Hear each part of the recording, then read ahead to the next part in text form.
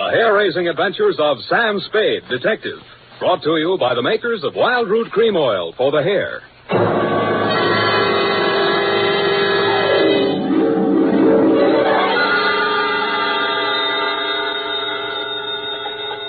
Sam Spade Detective Agency. It's me, Effie. Oh, Sam, I've been worried about you.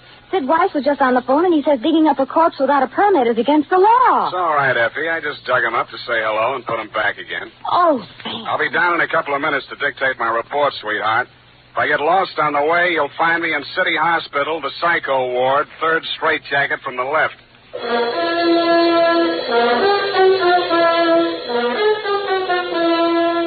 Dashiell Hammett, America's leading detective fiction writer and creator of Sam Spade, the hard-boiled private eye, and William Spear, radio's outstanding producer-director of mystery and crime drama, join their talents to make your hair stand on end with the adventures of Sam Spade. Presented each week by Wild Root Cream Oil, the non-alcoholic hair tonic that will put your hair back in place again, grooming it neatly, naturally, the way you want it. Fellows, if a girl can spend half an hour under a hot dryer in a beauty parlor to look her best for you, certainly you can spend half a minute sprucing up with Wild Root Cream Oil hair tonic to look your best for her. Now, that's all it takes, and Wild Root Cream Oil grooms your hair neatly and naturally, the way girls like to see it. Besides, it relieves dryness and removes loose dandruff. There's not a drop of alcohol in Wild Root Cream Oil. It contains lanolin. So get the big economy-size bottle at your drug or toilet goods counter. And now, Wild Root brings to the air the greatest private detective of them all in The Adventures of Sam Spade.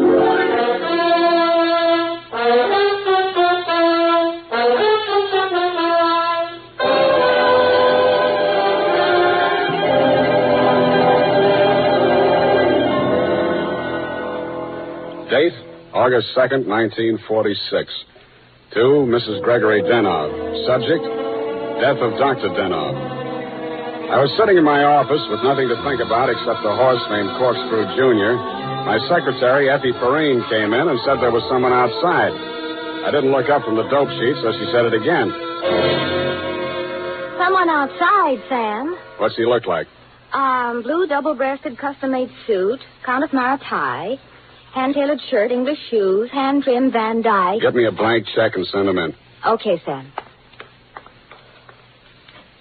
Please come in. Mr. Spade will see you now, sir. Thank you. You are Mr. Spade, Sam Spade. What can I do for you? I'm Dr. Gregory Denov, a psychoanalyst. I need your help. Lie down, doctor, and tell me all about it. I see you might also be noted for your sense of humor as well as your discretion. Who told you I was discreet? A man named Nicolaitis. Well, you tell Nicolaitis I think he's cute, too. What else does he say about me? That I can trust you with $10,000. Oh. Is this Mr. Nicolaitis one of your patients? No, he isn't. As a matter of fact, he's gotten possession of some private records of mine.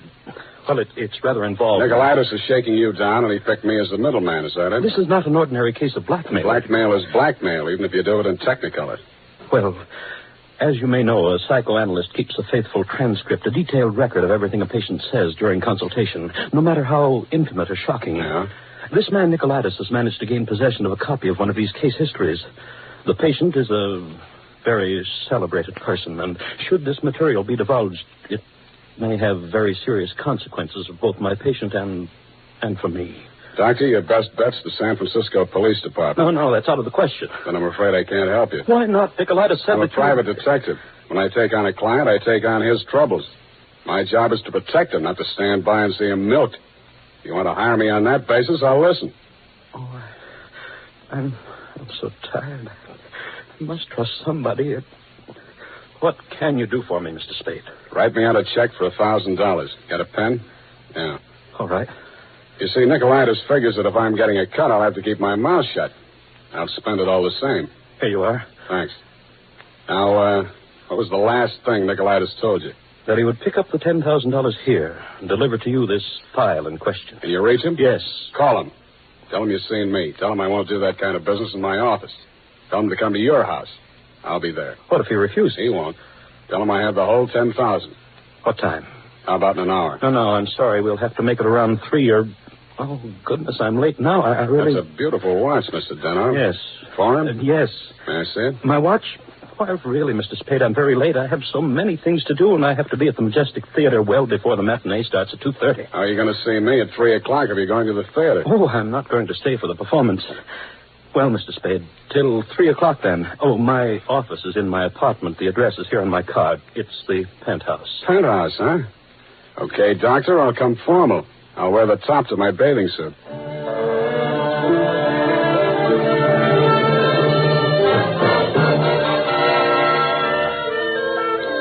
I left my office around 2:30 and started walking up Nob Hill. The Versailles Apartments, where Denov's place was, took up the whole 300 block, so I didn't have any trouble finding it. I stopped across the street for a minute to get my breath after the uphill climb, mopped my face, and started across. Just as I got to the middle of the street...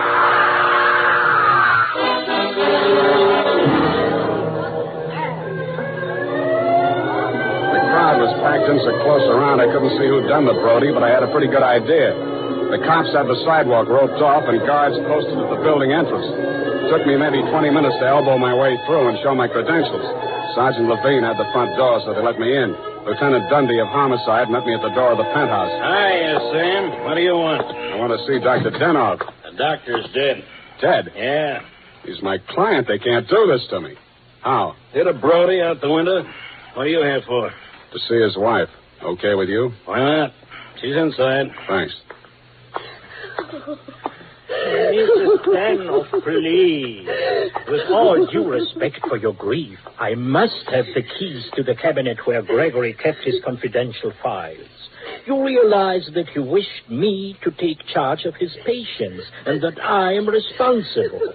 All this police and so on. We must get those files out of here as soon as possible. Yes? My name is Spade. I am Dr. Zoya. I was poor Dr. Denoff's oldest friend. If there's anything... I'd like to see you, Mrs. Denov, alone. But you police have already asked her so many questions. You see, she's not in the... I'm not with the police. I'm a private detective. I was working for Dr. Denov. A private detective? He was in trouble, you see. You see, Dr. Sawyer, the police won't believe me. Mr. Spade, you'll tell them. You'll tell them he didn't commit suicide. Well, Mrs. Denov, I guess that takes care of everything here. It's clearly suicide. Oh, idiot. Blind, stupid idiot. Suicide. My husband, he treated suicides. He would never... No, please. It will be all right, my dear. I'm sorry. She's hysterical. If I had the time, I would... Tell them. Please, Mrs. Dano. The undertaker has been arranged for burial at 7 o'clock, Beit Israel Cemetery. Now, please, the key to Gregory's files. Here, take it and go. Go ahead, all of you. Okay, we'll call you now. Oh, I'm so sorry, gentlemen. This hysteria, a simple traumatic condition. If I only had the time. Who can I turn to? Who will help me? You think it's pleasant? You think my husband would rest if they said I committed suicide? What shall I do? What shall I do? Oh, you... Dr. Zoya didn't have the time, neither have I. You think it's murder? Who do you think killed your husband? To name someone? That's a very serious charge, Mr. Spade. Goodbye, Mrs. Denov. Constance Brent. You mean Constance Brent, the actress? Yes. Yes, she was his last patient this morning. She had threatened to kill him before. How do you know? My husband said so. Do you? Well, he'd written it down on his notes on her case. Once before, she'd almost pushed him from that same window. How about your husband and Miss Brent? Oh, I knew she was falling in love with my husband. That always happens. They call it a transference. But in this Your case... husband told me Miss Brent was acting in a play this afternoon over at the Majestic. Yes, Midsummer Night's Dream. But she was here. I know she was here. Miss Ray, the receptionist, was coming back from lunch when she heard voices arguing inside. And she was sure it was Miss Brent's voice. Show me the doctor's case history on Miss Brent. I can't. It's missing. As soon as it happened, I went to the files. I meant to show it to the police. Who could have taken it? Constance Brent was the last one in that room before he died. Yeah. When did you see Nicolaitis last? Nick who? Skip it. Where can I reach you in case... For the next couple of hours, I'll be at the Majestic Theater. I want to see how good an actress this Constance Brent is.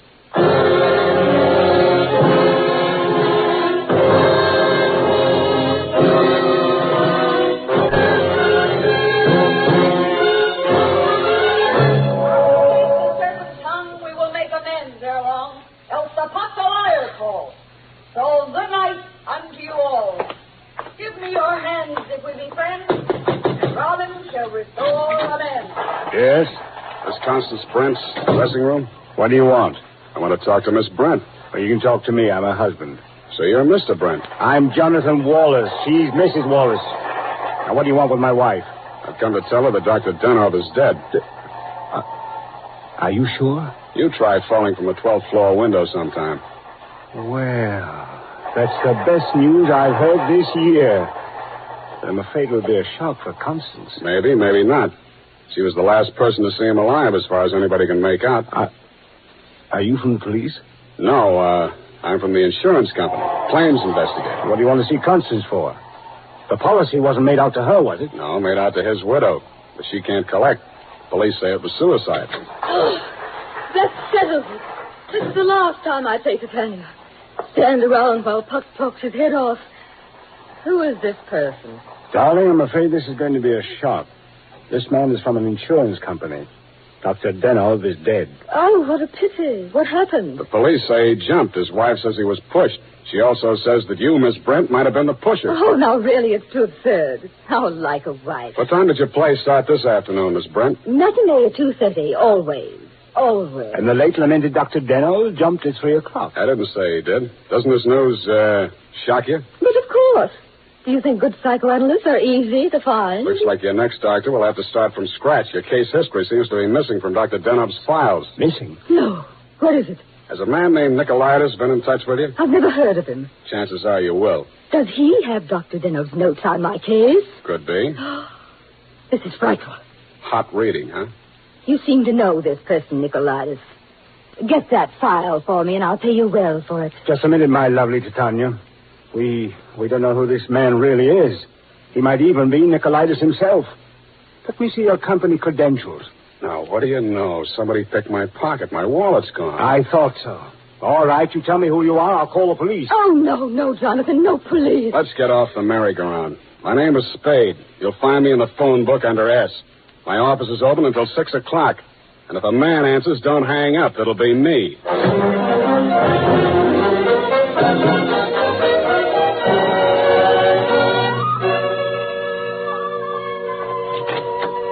Hello, Effie. You found a Nicolaitis yet? Not one. I even tried spelling it backwards. Nobody ever heard of a man named Nicolaitis. Beginning to think there ain't no such person. Pardon me, do I hear my name mentioned? I'm Nicolaitis. Sam, I still think you're right. Come all the way in, Mr. Nicolaitis. Sit down. Oh, thank you. If you need me, Sam, just scream. What can I do for you? Oh, I've come for my money. What money? For the $10,000. You remember the $10,000? Refresh my memory. Oh, Dr. Denov, the gentleman who visited you this morning? Oh, that $10,000. Oh, you see, you remember now. Yeah, it all comes back to me now. You were supposed to deliver something for the money. Since Dr. Denov is dead, that is no longer important. You will give me the money, please, and I will not disturb your afternoon any further. Suppose I refuse? Oh, that would grieve me. In my grief, there is no telling what I might do. Dr. Denov's dead. There's nothing more you can do to hurt him. Oh, never would I attempt to hurt poor Dr. Denov, but in my sorrow, it would be so great if I should be forced to hurt the woman he loved. After all, as Titania says, these are the forgeries of jealousy. Titania, huh? Ah, yes. Midsummer Night's Dream. Act 1, Scene 18. I'm a little rusty on my Shakespeare. Oh, you are indeed, Mr. Spade. Titania doesn't appear until well into Act 2. She doesn't, huh? Yeah, that's right. Yeah. I guess she isn't on for 40 minutes or so. Yes, indeed, Mr. Spade, but I didn't come here to discuss drama. What else have you got to discuss? When Dr. Denov died, your market died with him. That is a very unprogressive view, Mr. Spade. There's always a gentleman named Jonathan Wallace. Why, you fiend. You don't mean you've sold to both of us. Mr. Spade, how can you have such a low opinion of me? I will prove my integrity. I will give you the material. You give me the money. Hand it over. In the Levant, Mr. Spade, we have a saying. He who goes too close to the bear soon loses his beard. I have left my beard at home. Okay, I'll meet you anywhere you say, anytime you say. Excellent. At 7 in your apartment? Won't that be walking into the bear's cave? In the Levant, Mr. Spade, we have a saying. Private dicks do not kill people in their own apartment.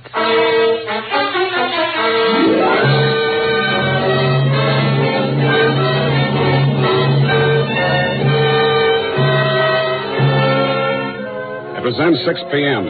I called Effie for messages. She told me that you had been phoning frantically, Mrs. Denov. I still had maybe 30 minutes before Nicolaitis was due at my apartment, so I breezed on up to your place on the hill.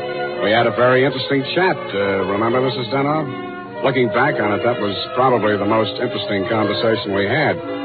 Funny, I can't remember much of anything you said, but it was so cozy there in your place. And what with your clock being about 20 minutes slow, it must have been something like 7:30 before I left you. I grabbed a cab and told the hacky to step on it. I hoped Nicolaitis was still waiting at my apartment. He was.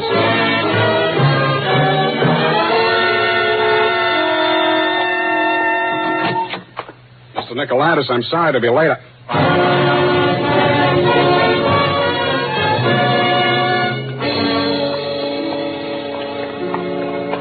He was lying on my bathroom floor. The little guy was looking just about as natty as when he'd been in my office, except that the beautiful silk scarf he'd been wearing was twisted into a tight noose around his neck.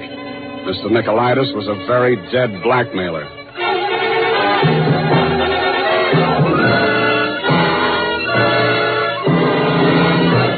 The makers of Wild Root Cream Oil are presenting the fourth in a new series of programs bringing to the air for the first time the adventures of Dashiell Hammett's famous private detective, Sam Spade.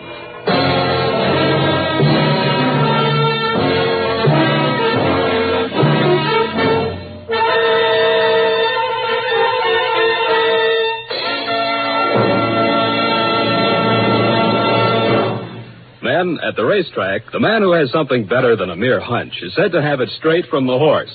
Of course, that's a humorous expression, but it shows how to get facts. Go straight to the real source of information. And that's why we went straight to hundreds of men in metropolitan New York to find out what men really want in a hair tonic. And their answers show that Wild Root Cream Oil has all 5 advantages chosen by this impartial consumer jury of men.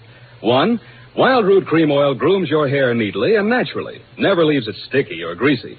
2, Wild Root Cream Oil relieves annoying dryness.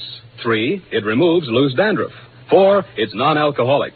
And 5, it contains soothing lanolin. Remember, no other leading hair tonic gives you all 5 of these important advantages. Is it any wonder that 4 out of 5 users in a nationwide test preferred Wild Root Cream Oil to all other hair tonics they'd tried? So next time you visit your barber, ask for Wild Root Cream Oil and get the big economy-size bottle of Wild Root Cream Oil at your drug or toilet goods counter. And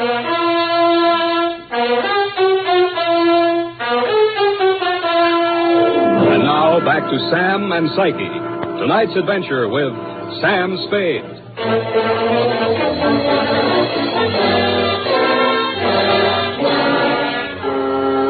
His eyes were open, and he seemed to be looking right at me as I bent over him. The finger marks in his throat were too blotchy to be of any use. Pretty soon, Lieutenant Dundee and Sergeant Polhouse came in and walked over behind me. We all stood there for a second, and then Polhouse bent down and closed those eyes. You know him, Sam? His name is Nicolaitis. That's all I know about him. What did he come here to your place for? I don't know. You invited him? I wouldn't have been surprised to find him here, but not like this. You boys got a smear on him yet? Sure. He's an old customer of mine. Runs a photo lab. Photostats, microfilm. Microfilm. Nobody makes any sense. They're all screwballs, psychos, neurotics. What am I doing in the middle of this anyway? Sam, don't scream at us. We're just doing a job. Oh, I'm sorry, boys. This Dr. Denov was my client. Mental expert. That Denov probably had a screw loose somewhere and needed a psychoanalyst himself. Say, maybe he was... Yeah. Hey, look, Dundee. I'm going out of here now. Do I call Sid Weiss and we go through all that again, or are you going to let me walk? Why, Sam, you can go. I know where you sleep. I'll wake you when I'm ready for you.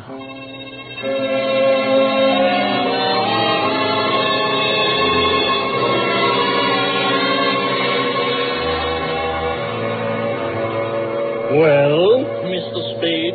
I want some answers, Dr. Zoya, and you're the guy who can give them to me. I'm listening. Just let the questions flow into your mind and do not try to repress any of them. Speak instantly, whatever... Okay, question number 1, without thinking. Do you think Dr. Denoff was a suicide? Well, I had not seen Dr. Denoff for many years. He had been my student in Vienna. I was his analyst, in fact. That's all very interesting, Doctor, but my question... Yes. Did poor Dr. Denoff commit suicide? I have reviewed all the material, manifest and hypothetical, and I came to the conclusion, no, it was quite impossible. You see, these paranoid... Okay, question number 2. Was Dr. Denoff in love with Constance Brent?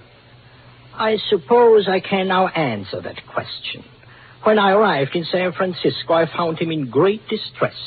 He told me he feared he was losing his objectivity towards this patient. In other words, he was in love with her? Yes. You think she might have murdered him? All psychoanalytical subjects develop aggressive feelings toward the doctor.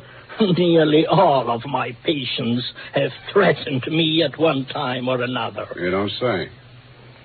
Tell me, Dr. Zoya, you know anything about Jonathan Wallace, Miss Brent's husband? A violent type, almost psychotic. Yeah? How about you, Dr. Zoya? Could you have done it? That is a most interesting question, Mr. Spade. When I arrived here from Vienna without funds, dependent on the kindness of my former students, I must confess that I felt a certain antagonism. It disturbed me to realize that a man of my standing in the profession should be dependent on the goodwill of a younger and, I sincerely believe, less gifted man. However, I overcame this, and I didn't kill him. Yeah. Well, Doctor, thanks a lot. Oh, people. Truly a life study. There is no accounting. For instance, Dr. Denoff. He came to me only this afternoon with the strangest requests. Yeah? He gave me the gold watch which I had presented to him many years ago upon his graduation in Vienna. He had a patient waiting and so had not much time to explain. Where is this watch? Please, I'm coming to that. He asked me to promise that I would have the watch buried with him if something should happen. That has been done. But Dr. Denoff just died at 3 o'clock. It is a Mosaic law that the deceased be buried before sundown. Thanks, Doctor. Thanks a lot. I hope I've been of some help. Doctor, you'll never know how much you've helped me.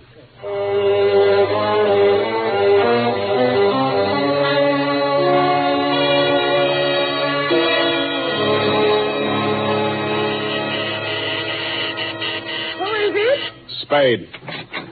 Oh, what's happened? I think I got the answers, Mrs. Denoff. That file on Constance Brent. Your husband knew that you'd been going through it. Mr. Spade. Shut up and listen to me. He took it out of the files, had it microfilmed for his own private records, and destroyed the original. Really? The man who did the microfilming was Nicolaitis. He delivered one print to your husband and kept another for himself. He was murdered in my apartment for the copy he used to shake down your husband. The killer now has that copy, if it hasn't already been destroyed. But we can still put our hands on the first strip of microfilm which you delivered to your husband. This is astonishing. How? It's in the gold watch which was buried with him. Oh, the watch that Dr. Zoya... That's right. Denoff made up his mind that whatever he knew about Constance Brent was going to go to the grave with him. What are you doing tonight? Nothing. And we got a date, sweetheart, you and I. I'll be back toward the wee hours. All paths lead to the grave. Ophelia, Act 6. Gregory's grave? But shouldn't we get a court order and have it done properly? The courts don't open until 10 in the morning, sweetheart, and Lieutenant Dundee's going to start asking me some questions about that stiff in my apartment before then. You see, baby, I can't wait.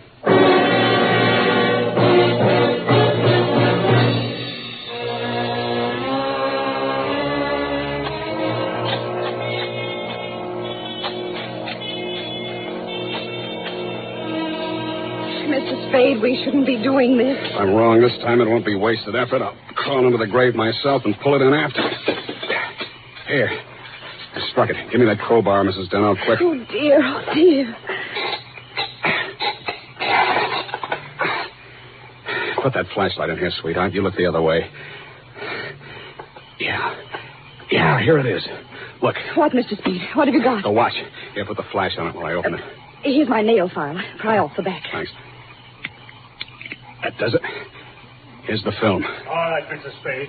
Give me that film. Well, if it isn't the second gravedigger from Hamlet, Mr. Constance Brent. Stop clowning and hand it up to me. You better do as he says, Mr. Spade. We've both got guns. I was expecting that. Took you a long time to get here, Mr. Wallace.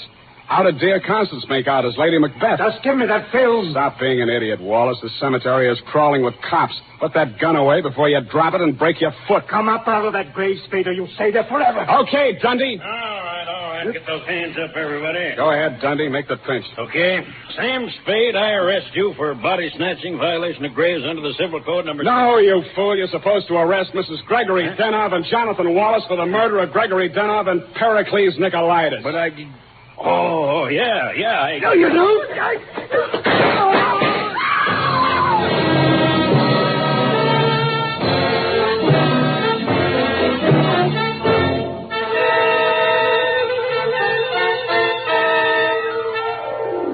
It was smart of you, Mrs. Denov, to make me late for my appointment with Nicolaitis.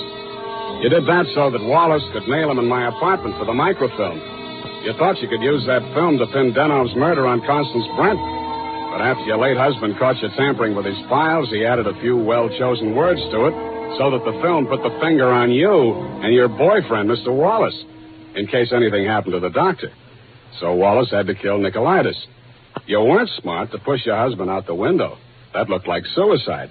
You might have gotten away with it, Mrs. Denov, if you'd bashed your husband's head in with a bottle. That reminds me, Effie, pour me a drink. That all? Sign it, put a special delivery on it, and send it care of the matron to Hatchapee Prison. Go on, have one yourself. Oh, thank you.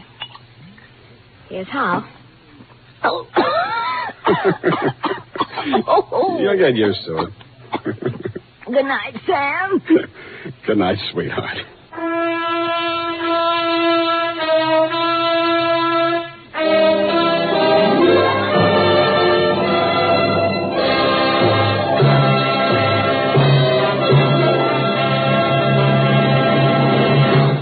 Wild Root Cream Oil presents The Adventures of Sam Spade, Dashiell Hammett's famous private detective, produced and directed by William Spear. Then, on these warm August days, the sun beats down on your hair, may leave it looking dry and brittle. That's why, now especially, you need Wild Root Cream Oil. This grand non-alcoholic hair tonic has just what it takes for summer grooming. It contains lanolin, the soothing oil that's so much like the oil of your skin. Wild Root Cream Oil keeps your hair neatly in place, gives it the handsome, successful look that helps you get ahead on the job. And Wild Root Cream Oil removes loose, ugly dandruff and actually relieves annoying dryness. So tonight, take the famous FN test. Check your scalp. Signs of dryness or loose dandruff tell you need Wild Root Cream Oil right away. Sam Spade is played by Howard Duff. Fred Essler was Dr. Zoya. Lorene Tuttle is Effie. Don't forget, next Friday, the three masters of the art of hair-raising, Dashiell Hammett, William Spear, and Wild Root Cream Oil, join forces to bring you another hair-raising adventure with Sam Spade. Smart girls use Wild Root Cream Oil, too, for quick, good grooming and to relieve dryness between permanents. Mothers say it's grand for training children's hair. Dick Joy speaking. This is ABC, the American